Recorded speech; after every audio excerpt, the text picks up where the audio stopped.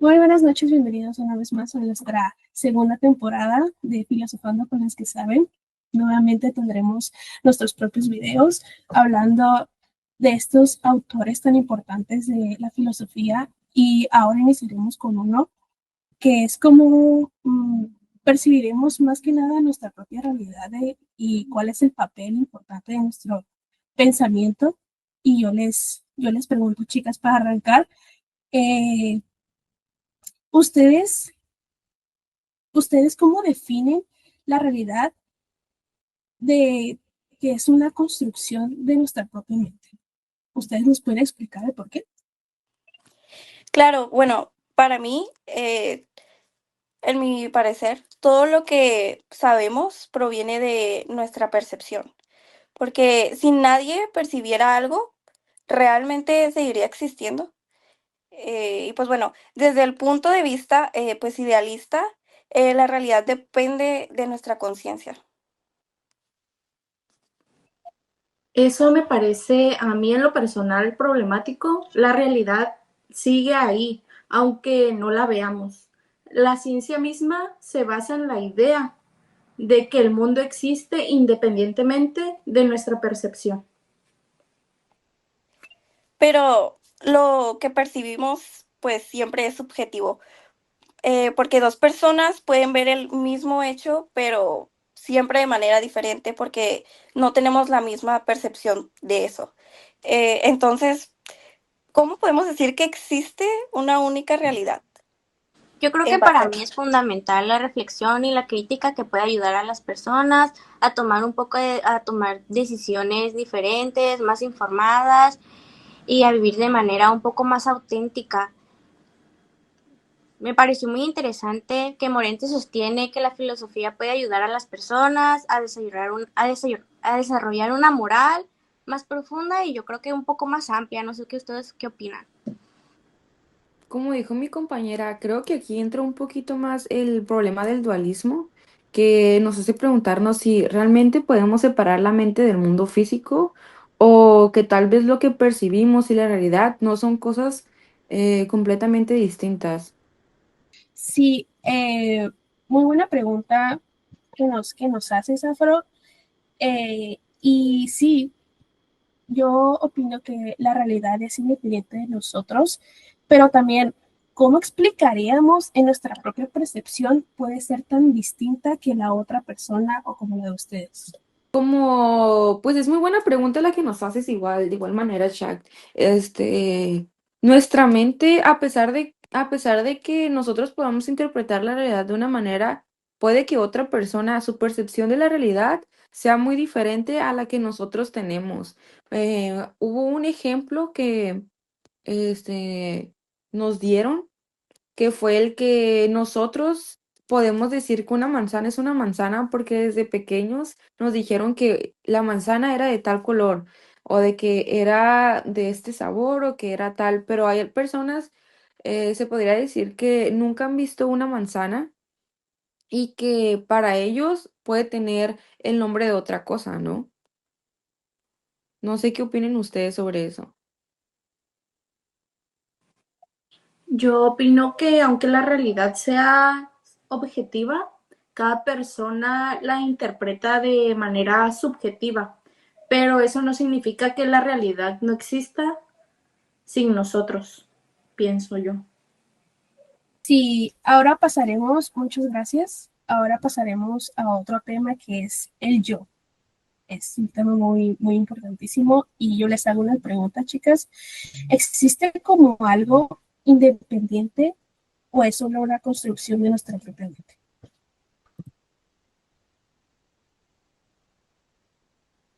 Pues no podemos separar la mente y el cuerpo como tal, ya que nuestra identidad está influenciada por ambos, ¿no? Pensamos con nuestro cerebro, pero también con nuestra experiencia y nuestro entorno. Nuestra mente liga directamente lo que nosotros sabemos mediante la experiencia, ¿no? Si nosotros vemos una serpiente y no tenemos una experiencia, una mala experiencia, no podremos decir que que la serpiente es mala, porque a partir de las experiencias que nosotros vamos tomando es cuando nuestra mente empieza a tomar ciertas decisiones o a sentir de cierta manera. Yo estoy de acuerdo con lo que dice mi compañera Afrodita, ya que nuestra introspección nos permite conocernos mejor, pero lo hacemos dentro del mundo en el que nosotros vivimos, o sea, no vemos como algo distinto. Nuestra conciencia en este punto juega un papel muy importante para conocer o entender nuestra identidad. Pero, chicas, yo les pregunto, ¿qué tanto nos detenemos a pensar en esto en la vida cotidiana? Yo creo que la mayoría del tiempo vivimos en la actitud natural, sin cuestionar demasiado quiénes somos o por qué hacemos lo que hacemos. ¿Ustedes qué piensan? Tienes razón, porque eso no significa que no debamos reflexionar más acerca de ello, ¿no? Al fin y al cabo, pues el pensamiento es básicamente lo que nos hace humanos. Les hago otra pregunta. Entonces, ¿deberíamos pensar más en quiénes somos o vivir simplemente y dejarnos llevar por las experiencias?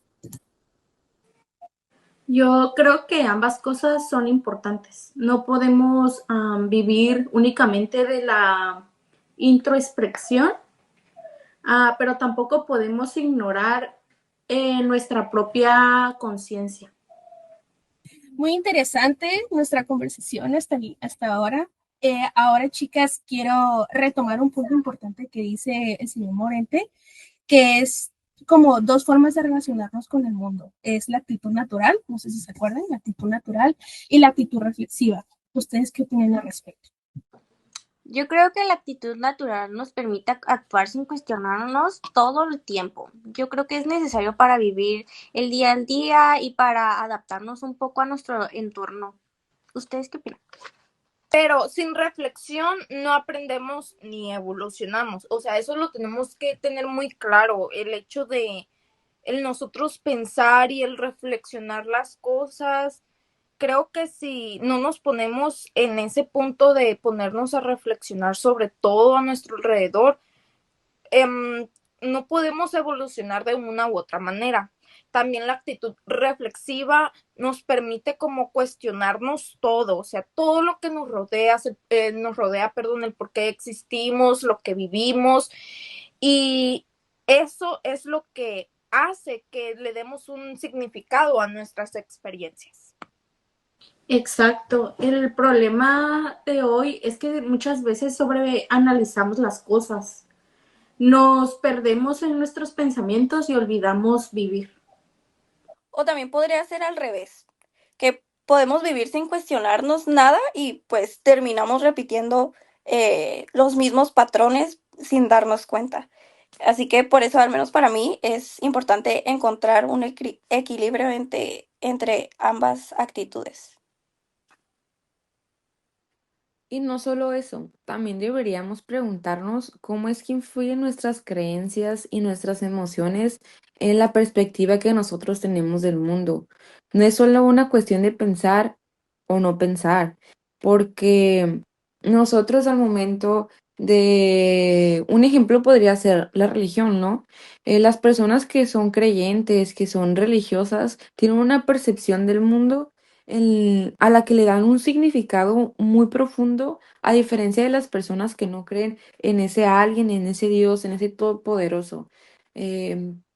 Las personas que tienen esa religión muy arraigada, piensan que el mundo es tal y así porque Dios lo creó así, mientras que las personas que no son religiosas y que son más apegadas a la ciencia tienen un pensamiento muy diferente, ¿no? Que la forma en la que ellos son es por parte de la ciencia, de que las células, la evolución, todo tiene que ver con, dependiendo de cómo nosotros veamos el mundo y cómo queramos nosotros mismos verlo.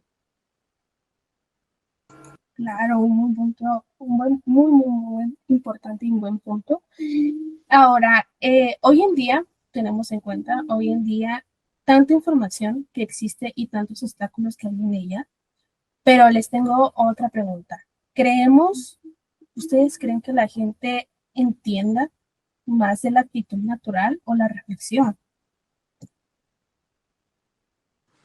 Creo que muchas veces reaccionamos sin reflexionar. Creo que mucha gente habla antes sin pensar qué es lo que, si puede lastimar a alguien, si tomamos información sin cuestionarla, lo cual puede llegar a ser muy peligroso porque mucha gente puede reaccionar muy mal o puede malinterpretar muchas cosas y ahí es cuando existen, yo creo, los enfrentamientos de pero yo no creo en esto, pero yo sí creo en esto, o mi Dios es más importante que el tuyo, y aquí influye mucho en las religiones o nuestros pensamientos, ya sea también en los temas como yo creo el aborto, el feminismo, en todas estas cosas pueden ser temas muy chocantes que mucha gente no se detiene a pensar en si lo puedo decir está mal, pero qué tal si esta persona no piensa lo mismo que yo, no se detiene a cuestionar un poco, yo creo. Pero también hay que saber que existen un grupo de personas que se obsesionan por querer analizar todo, como o sea, poniendo como un ejemplo, pueden ser los científicos, pero sin entrar más a detalle porque es algo de que pues ya sabemos que los científicos buscan el hecho de de encontrar el porqué a las cosas, lo que puede ser bueno o también puede ser problemático. Esto aquí no hay un punto, o sea, siempre va a haber un 50 y 50. Muy bien, ahora yo les hago una pregunta, chicas, y al público para que nos están viendo. ¿Cómo podemos encontrar este balance? ¿Cómo se puede encontrar el balance adecuado para todos? Yo creo que es muy importante el tener nuestra mente abierta a las distintas opiniones de las personas. No cerrarnos a lo que solamente nosotros pensamos y lo que nosotros creamos. Entonces, si una persona tiene una opinión diferente a la nuestra, es importante para nosotros y para las demás personas estar abiertos a conocer más. Sí, para mí también es importante eso que mencionas, porque pues no nos podemos quedar con la primera cosa que nos llega, o sea, la primera fuente de información que nos llega, porque no podemos estar totalmente seguros de si es 100% verídica. Entonces, para mí es cuestionando siempre lo que percibimos y pues explorando obviamente nuevas formas de poder comprender el mundo y ese tema que se nos plantea.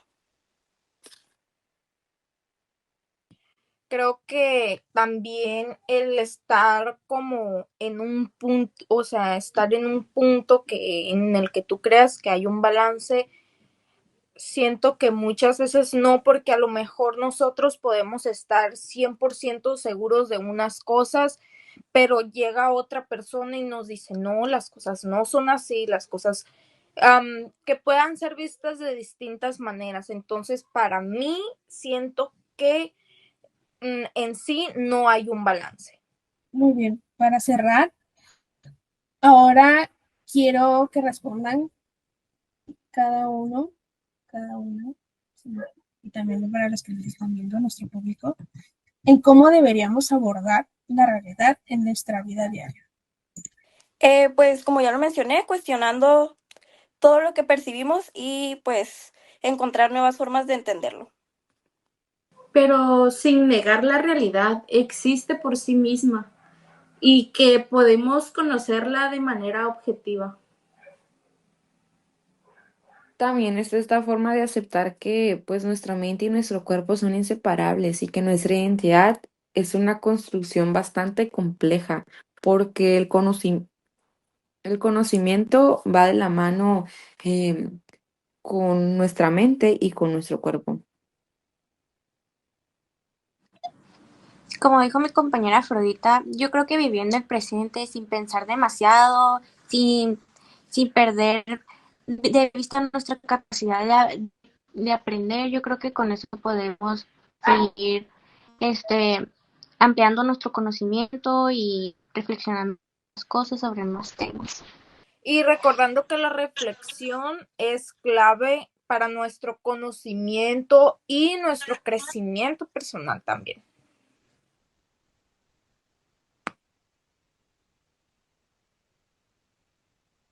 Claro, nos queda muy bien claro que la realidad, que nuestra propia realidad es compleja, la realidad es muy compleja y que nuestra propia reflexión, nuestra propia percepción juega un papel muy importante en nuestras experiencias y también las del mundo. Así que gracias por acompañarnos una vez más, público querido, a Filosofando con las que saben. Nuevamente les agradecemos su atención y esto sería todo. Muchísimas gracias.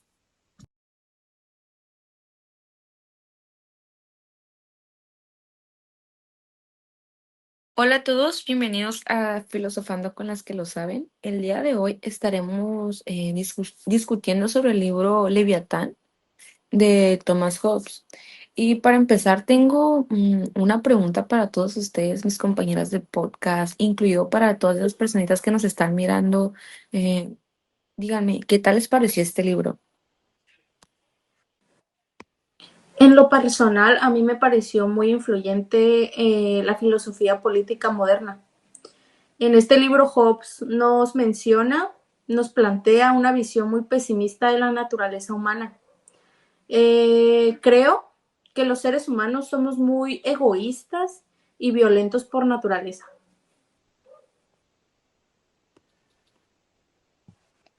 Es cierto. Hobbes también dice que los seres humanos somos egoístas y violentos por naturaleza, pero también plantea la idea de que un Estado fuerte y centralizado puede mantener la orden y la paz. Esto me hace pensar entre la relación que hay entre el Estado y los ciudadanos. La idea del Leviatán es que un Estado absoluto y poderoso puede proteger a los ciudadanos de la violencia y la anarquía, pero también plantea la pregunta de si ese Estado se convierte en una tiranía. Es un tema muy interesante que está visto en la actualidad.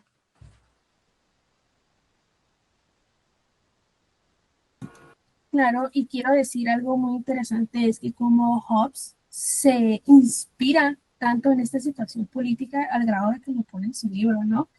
Las guerras civiles también, y su idea en esta que expresa del Leviatán fue una respuesta de la anarquía y de la violencia que se veía en su mismo alrededor. Y también es muy, muy importante retomar y destacar que Hobbes fue un pensador muy importante y muy influyente en la ilustración y ahora cómo nosotros podemos ver eso y darnos cuenta que existe también. Bueno, yo he escuchado muchos comentarios que se refieren como de que esta crítica que hace Hobbes en su visión de la naturaleza humana, que es demasiado pesimista. Y pues yo les tengo una pregunta, que pues si ustedes no creen que pues nosotros como seres humanos no seamos capaces de cooperar y trabajar juntos sin esta necesidad de un Estado que nos dé como esas reglas para hacerlo, esa autoridad. Bueno, para mí esa pregunta es muy interesante, ya que la visión de Hobbes de la naturaleza humana es muy cruda, pero también es cierto que los seres humanos hemos sido capaces de cooperar y trabajar juntos en muchas ocasiones. Sí, pero también es cierto que la historia está llena de ejemplos de violencia y conflictos. La visión de Hobbes no es tan pesimista si se considera el contexto histórico en el que él vivió.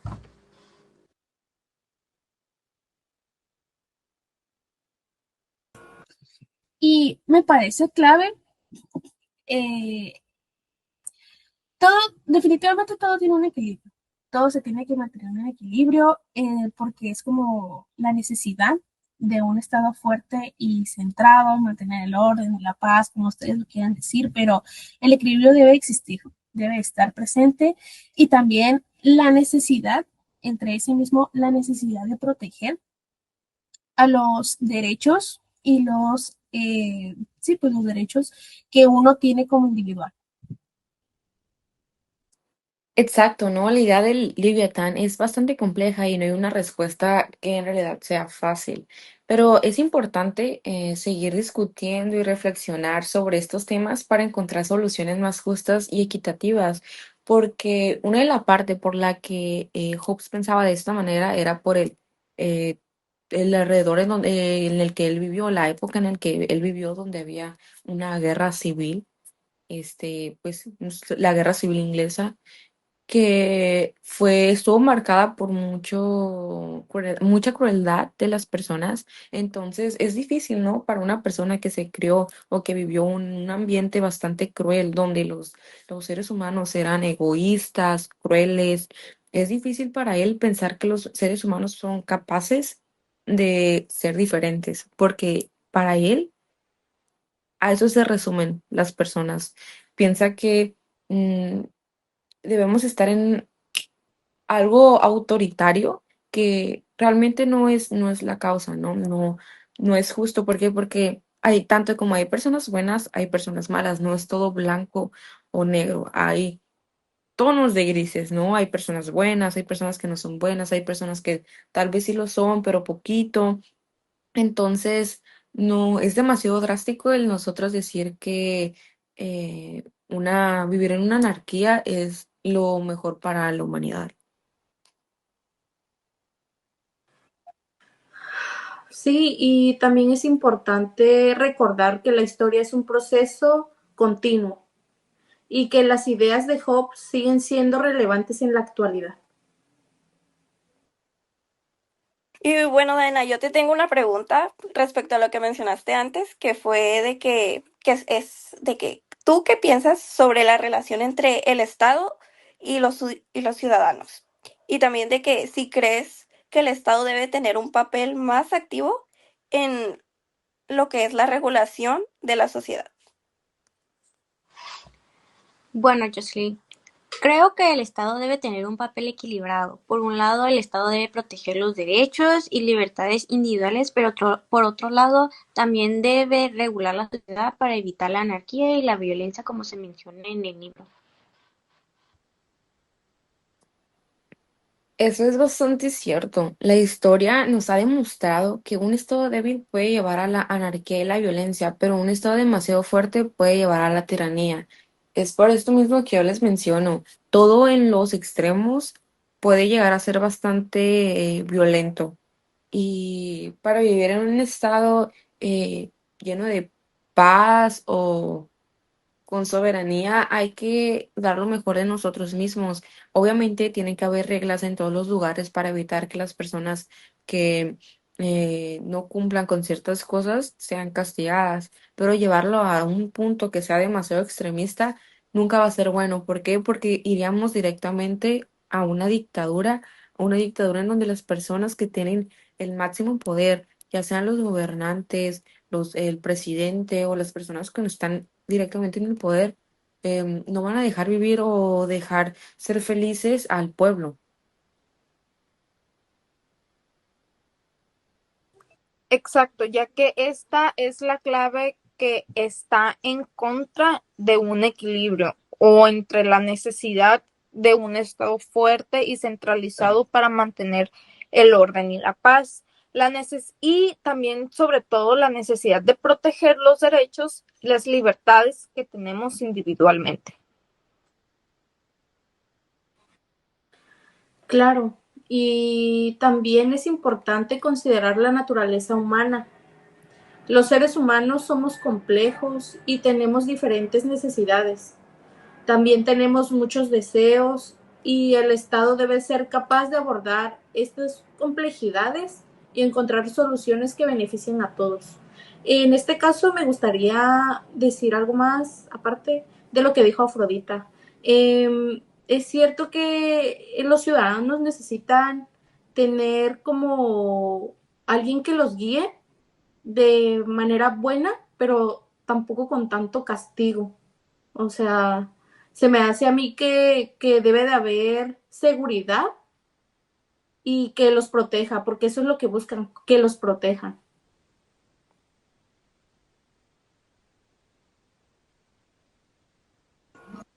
Y retomando nuevamente el tema, es importante recordar que la historia es un proceso continuo, toda nuestra historia.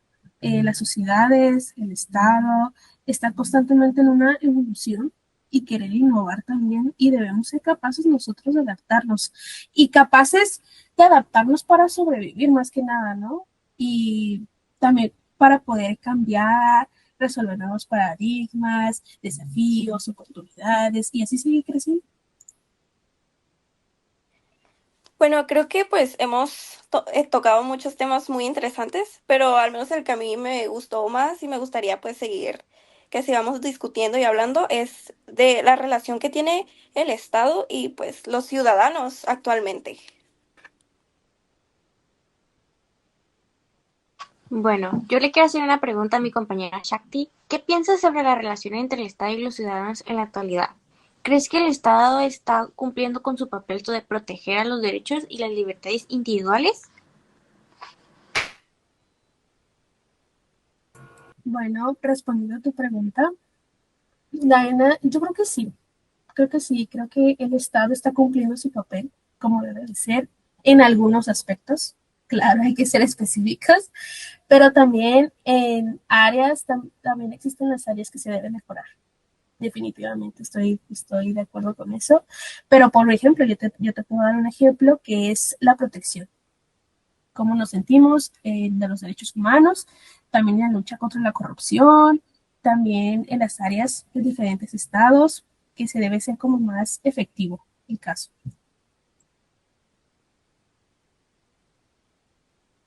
Bueno, personalmente siento que el Estado, el gobierno como tal, tiene esa falta de interés hacia la protección de su propio pueblo, ¿no? Hay muchos temas, como mi compañera dijo, que se deben de tratar, como la corrupción, la violencia de género, eh, cosas que el gobierno en sí no presta tanto atención actualmente, pero es algo que se debe de tomar, en las que se debe de tomar medidas.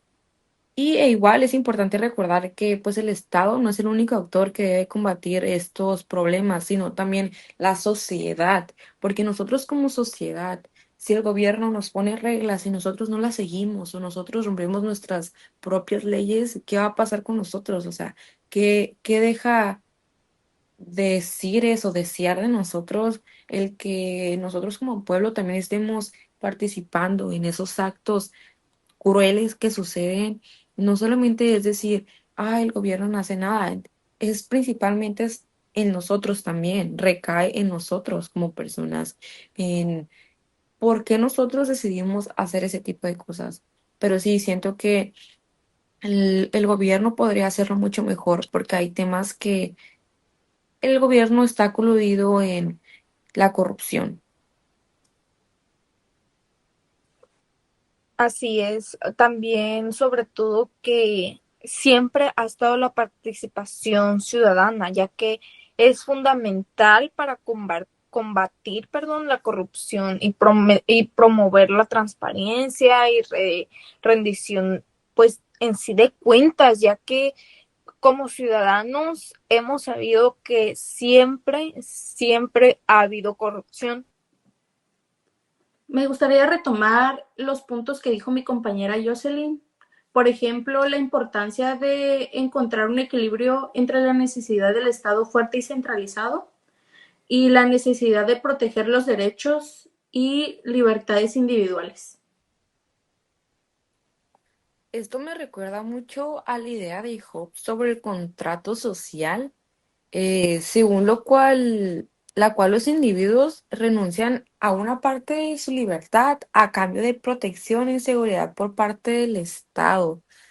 Esto se podría interpretar de muchas maneras. No solamente puede ser del gobierno, sino de lo que está pasando actualmente, ¿no? Con las guerras entre narcotraficantes, en donde muchas personas deciden unirse a ese tipo de personas, a ese tipo de cárteles para poder tener protección de su familia y de ellos, que al final les termina saliendo mal, ¿no? Porque se unen a un sistema. Esto también me hace pensar que es la importancia de la democracia participativa y la necesidad de los ciudadanos estén involucrados en la toma de decisiones que afectan su vida. En cuanto a la relación entre el ciudadano y la economía, creo que es fundamental crear un entorno económico que promueve la justicia y la igualdad. Esto implica políticas económicas que beneficien a todos los ciudadanos, no solo a una élite privilegiada. Claro, y finalmente me parece que la reflexión es muy importante también para recordar que la historia es un proceso continuo y las sociedades y los estados están constantemente en evolución fundamental, claro. Y estos nos recuerdan más bien que debemos ser capaces nosotros de adaptarnos y cambiar para abordar los nuevos desafíos y las oportunidades que existen que vayan trascendiendo. Creo que hasta ahora hemos tenido una discusión bastante interesante y enriquecedora sobre el libro, ¿no? Este Leviatán de Thomas Hobbes nos muestra claramente una perspectiva un poco más radical de lo que sucede entre el Estado y los ciudadanos, pues en el momento en el que él estaba. Y ahora en la actualidad se podría ver un poco más reflejado también esto de los temas de anarquía, de las personas que son egoístas y malvadas. Esto se podría tomar como que dio un mal giro en la actualidad. Sí, estoy de acuerdo. Me parece que hemos cubierto muchos temas importantes y que hemos podido compartir nuestras opiniones y perspectivas sobre estos casos. Sí, también el hecho de cómo las cosas que en su tiempo estaban y con base al tiempo han evolucionado es muy importante y bueno saberlo y darnos sobre todo cuenta de cómo las cosas han cambiado. Entonces, ya con esto, niñas, me gustaría agradecer pues por la participación que hemos tenido y por hacer de esta discusión una experiencia muy valiosa. Hasta luego. Bye. Bye.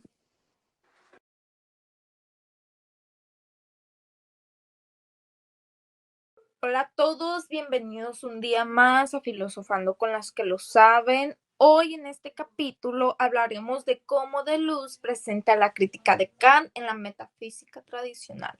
En este punto o en este capítulo, mis compañeras y yo les hablaremos un poquito más sobre este tema. Me parece que la crítica de Kant a la metafísica tradicional es bastante fundamental para entender su filosofía crítica. A continuación, mis compañeras explicarán un poco más acerca de qué es lo que Kant critica exactamente. Bueno, Kant critica la forma en la que la metafísica tradicional intenta conocer la realidad de manera absoluta y cierta. Kant argumenta que la metafísica tradicional se basa en una serie de suposiciones y abstracciones que no están fundamentadas en la experiencia. Pero también Kant nos dice un poco sobre que puede ayudarnos a entender mejor cómo funciona nuestra mente, cómo podemos tomar decisiones más informadas, por ejemplo, la noción de síntesis que puede ayudarnos a entender cómo unimos nuestras piezas de información para formar una visión más completa de la realidad.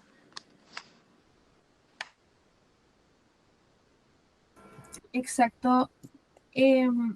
Igual, a mí me parece que Kant hace un muy buen trabajo en demostrar cómo esta crítica se relaciona con distintos fenómenos y también números. Hablando sobre lo que mencionó mi compañera Shak, yo voy a explicar un poco más a profundidad qué es el fenómeno. En otras palabras, los fenómenos son apariencias o manifestaciones de la realidad que se pueden experimentar o conocer, pero no la realidad en sí misma. Esto tiene implicaciones importantes para nuestra comprensión de la realidad, el conocimiento y la percepción. Bueno, ahora yo pues voy a dar la definición de lo que dice que es númeno, que bueno, en sí, esta dice que se construye en lo intelectual, o sea, que por medio de la razón, el número es una pues representación contradictoria, puesto que la realidad objetiva no se puede conocer. Es intermediario entre el fenómeno y lo que es la experiencia empírica.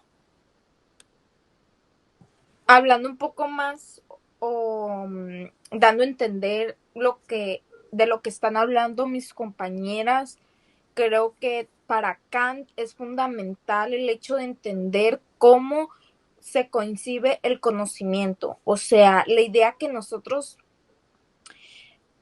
de que nosotros tenemos como nuestros conocimientos que están limitados a los fenómenos y que no podemos conocer los neúmenos, perdón, en sí mismos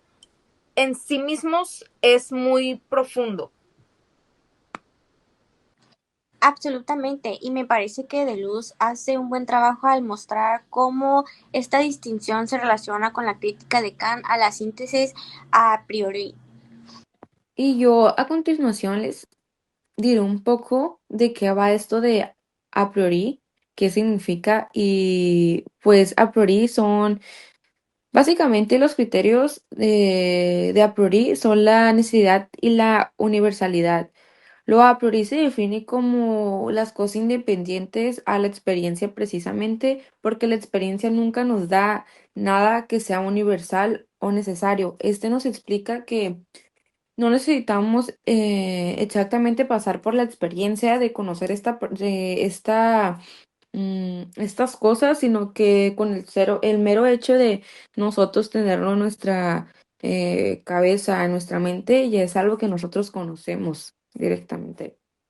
Y creo que es interesante cómo es que Kant argumenta de que nuestro propio conocimiento siempre está condicionado, digamos, por las experiencias. Esto me hace pensar que existe una relación entre la sensibilidad y el entretenimiento de que nos expresa y nos da a conocer su filosofía. Exacto. La relación entre la sensibilidad y el entendimiento es fundamental para entender cómo Kant describe el conocimiento. Me parece que Deleuze hace un buen trabajo al destacar la importancia entre la relación en este capítulo. En lo personal, a mí este capítulo se me hizo muy interesante. No sé ustedes qué piensan sobre eso. Sí, yo estoy de acuerdo en general con lo que dices. Me parece que el capítulo 1 de Luz sobre Kant es una, pues, muy buena introducción a la filosofía crítica, pues, de este mismo de Kant. Y ahora, niñas, yo les quiero preguntar para que, pues para saber un poquito más lo que piensan ustedes. Y mi pregunta es que, ¿qué les parece que es lo más importante que se pueda sacar de este tema? Y bueno, creo que es importante entender la crítica que tiene Kant hacia la metafísica tradicional y cómo es que esta crítica se relaciona con la distinción entre fenómenos y nómenos. Bueno, también es importante entender la relación entre la sensibilidad, que la sensibilidad nos quiere decir un poco que puede ser que es la capacidad de recibir impresiones del mundo externo a través de los sentidos. Según Kant, la sensibilidad proporciona, yo creo, datos o materiales del conocimiento, es decir, las instituciones sensibles. También, por otro lado, tenemos el entendimiento, que nos quiere decir que se puede decir que es la facultad que organiza y da coherencia a los datos proporcionados por la sensibilidad.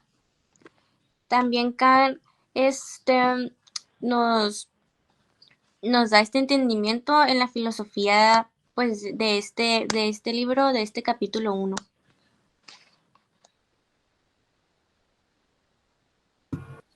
Y también no olvidemos que su idea, su propósito, que nuestro conocimiento siempre esté cuestionado por la expectativa que nosotros tenemos.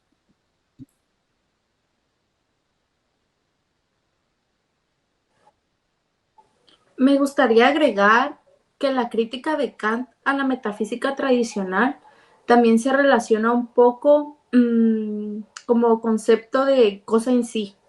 ¿Alguien podría explicar un poco más sobre este tema? Bueno, que la cosa en sí, a lo que se refiere, es la idea de que hay una realidad pues independiente de nuestra perspectiva y percepción y experiencia además. Por eso es que Kant argumenta que pues no podemos conocer la cosa en sí directamente, sino que solo podemos conocerlo a través pues de estos fenómenos. Así es, yo concuerdo con lo que dice mi compañera. También me parece que esto se relaciona con la idea que nosotros tenemos de nuestro conocimiento, que esto siempre está condicionado por la experiencia. Absolutamente. Y me parece que Deleuze hace un buen trabajo al mostrar que cómo esta idea se relaciona con la crítica de Kant a la síntesis a priori. Creo que es interesante cómo Kant argumenta que nuestro conocimiento siempre está condicionado por la experiencia. Esto me hace pensar en la relación entre la sensibilidad y el entendimiento en la filosofía de Kant. En conclusión, Kant habla de la metafísica tradicional y su concepto de la relación entre sensibilidad y entendimiento para comprender su filosofía crítica. Bueno, ya dejando claro esto, mi compañera, les queremos agradecer por acompañarnos una vez más en este capítulo. Esperamos que para ustedes sea tan interesante como nos recibió a nosotras. Nos vemos en el próximo episodio.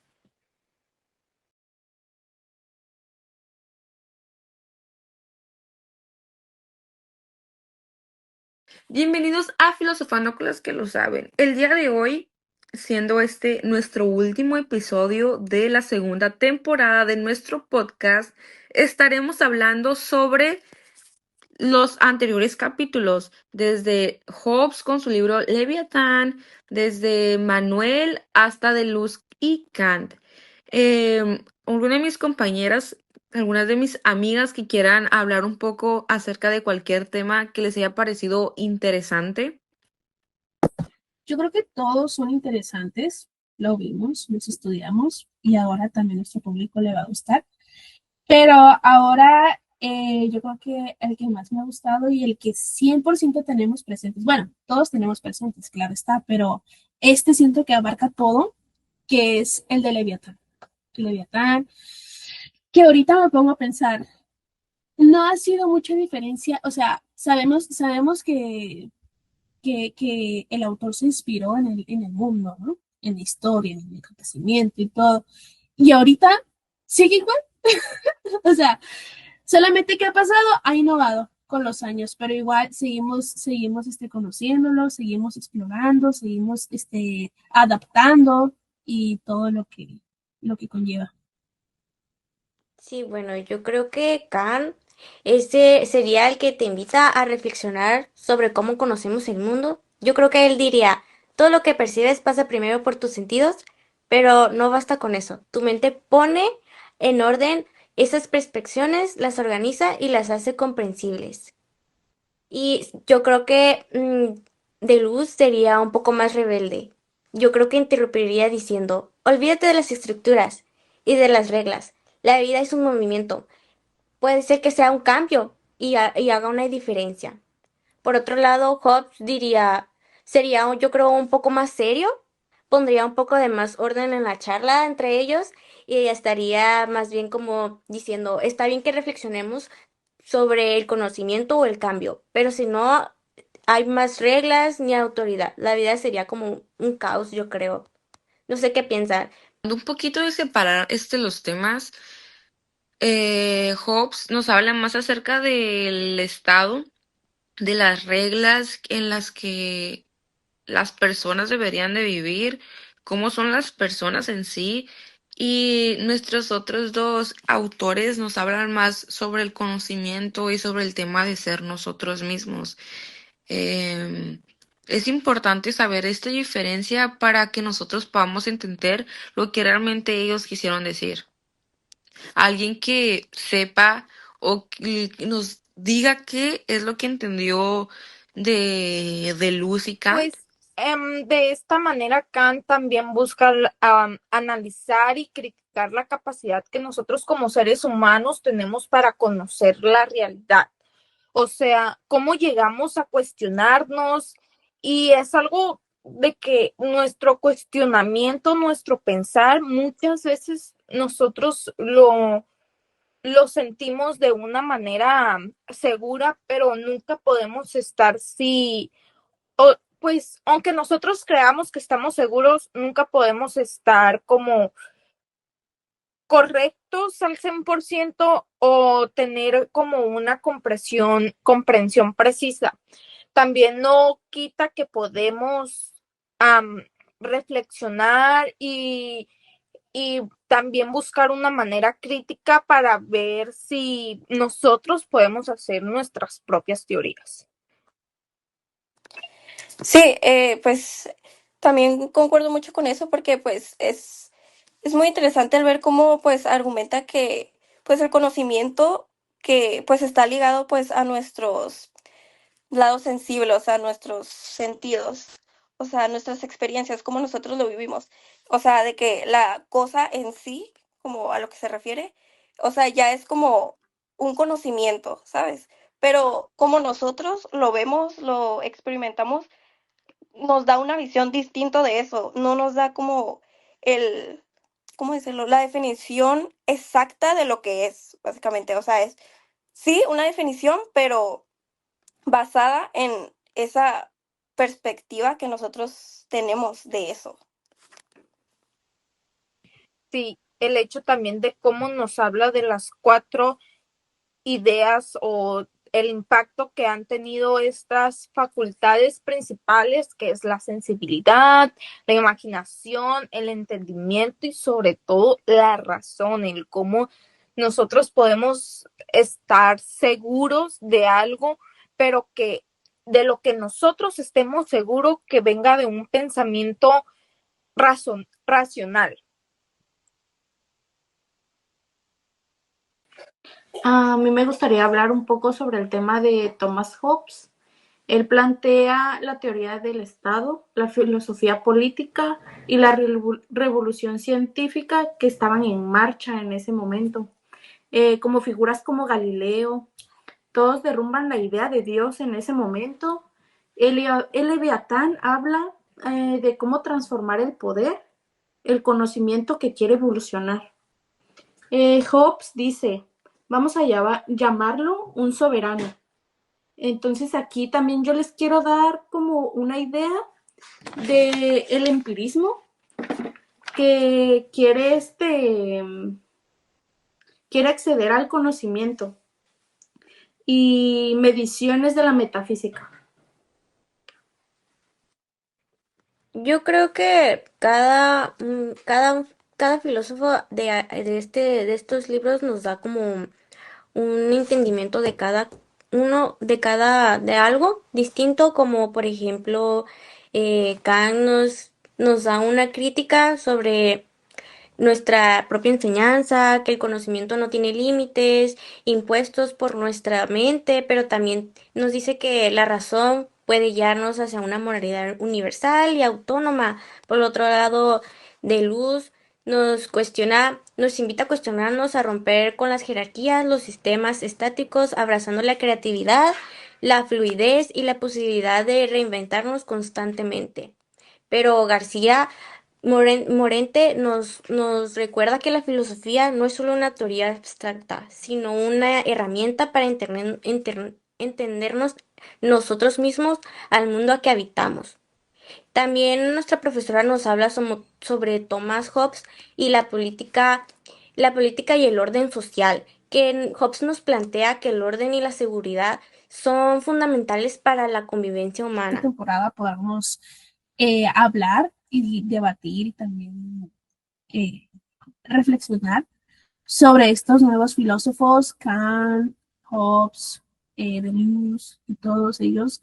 Y como dices tú, van sumando y a nuestro público también que va conociendo cada filosofía que da.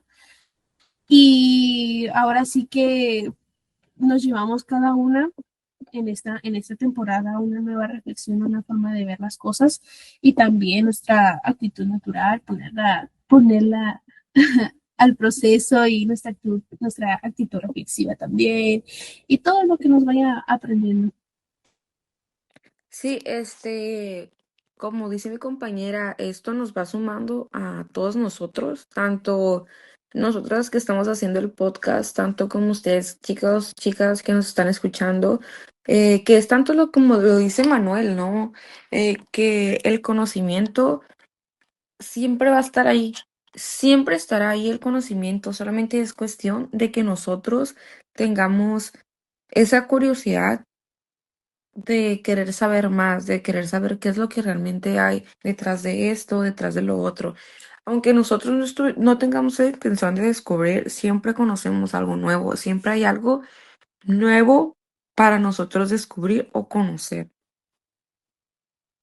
Claro, siempre que dicen que el conocimiento hace superior a todos, y yo creo que es cierto, ya que en base a nuevos conocimientos hemos resuelto nuevos paradigmas, hemos sabido que es el pensamiento, es el ser, es ahora la actitud, todo, nuestra expectativa, nuestro mundo, y eso nos suma como personas.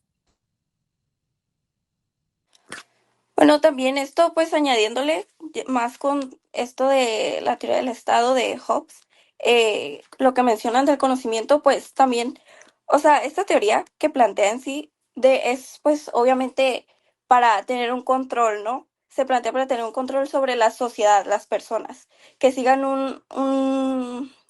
unas tengan unas reglas a seguir para que sean una pues sociedad funcional, por así decirlo. Bueno, en base a esa época, pero ahora pues gracias a lo que como mencionan, el conocimiento que nosotros pues hemos estado adquiriendo, no nos cerramos como a hacer lo que se nos dicta, sino nosotros también tener criterios propios a decir, ¿sabes qué? Esto que está impuesto realmente sí nos funciona a todos o solo les favorecen a ciertos grupos de personas que ya tienen poder y que les da aún más poder. Por eso es bueno como cuestionarse siempre y pues por eso tener esta curiosidad de conocer aún más para no quedarnos con esa primera como impresión, esa primera, ay, ¿cómo se podría decir? Sí, sí, esa primera piedra en el camino. Ajá, esa primera orden que se nos da. Sí, también el cómo estos pensamientos tienen que ser como precisos y claros, como es fundamental una comunicación efectiva entre todos, o sea, que todos hablemos y digamos las cosas o pensemos de una manera racional, porque de pensar de una manera racional es de ahí donde viene la razón. Yo considero que en estos libros que leímos se nos adquirió más conocimiento a nosotras. No sé ustedes qué piensen sobre que han cambiado alguna manera de ver diferente leyendo estos libros, no sé. Claro, yo creo que, por ejemplo, Leviatán nos habla sobre las guerras que sucedían un antes. Nos puede decir cómo fue un antes y un después, cómo hubo un cambio en la sociedad, en la política y en lo económico.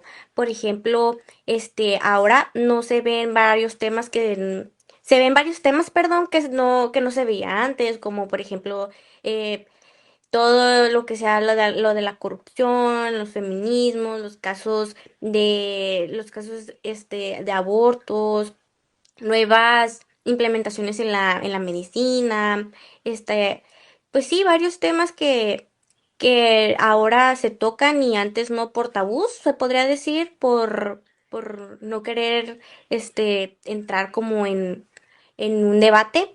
No sé qué piensan ustedes, en otros filósofos, en otros libros. Sí, claro, primero estaba la percepción de Dios. En Dios, todo lo puede ver. Y ahora, como dice Leviatán, hay muchísimas cosas más que nuestras creencias, más que esto, o sea, existen otros temas.